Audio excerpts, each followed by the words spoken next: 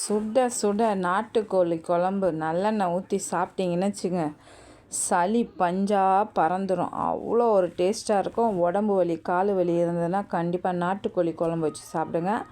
அதுக்கு 2 ஸ்பூன் நல்லெண்ணெய், கருவேப்பிலை, இஞ்சி, பூண்டு, அதுக்கப்புறம் ஒரு 1/4 கிலோ சின்ன வெங்காயம், சோம்பு போட்டு வதக்கிட்டு, புதினா கொத்தமல்லியை போட்டு வதக்கிட்டு, ஒரு 1/4 கிலோ தக்காளியை நல்லா வதக்கி எடுத்து 90% அரைச்சிக்கோங்க. திருப்பி ஒரு 50 கிராம் நல்லெண்ணெய், பட்டை லவங்கம் போட்டு கருவேப்பிலை போட்டு அரைச்ச விழுதை சேர்த்து ஒரு 1½ ஸ்பூன் வெறும் மிளகாத்தூள் போட்டு உப்பும் சேர்த்து நல்லா மிக்ஸ் பண்ணிவிட்டு, நாட்டுக்கோழியை சேர்த்து ஒரு 5 நிமிஷம் மிக்ஸ் பண்ணி எடுத்துகிட்டு கொஞ்சமாக தண்ணி ஊற்றி நாட்டுக்கோழியை ஒரு பக்கம் வச்சுட்டு, 1/4 மூடி தேங்காய், 1/2 ஸ்பூன் சீரகம், 1 ஸ்பூன் மிளகு, 1 ஸ்பூன் சோம்பு போட்டு நல்லா அரைச்சி ஊற்றி கொஞ்சம் தண்ணி வச்சு திட்டமாக ஒரு 4 விசில் எடுத்து பாருங்கள். சூப்பராக இருக்கும்.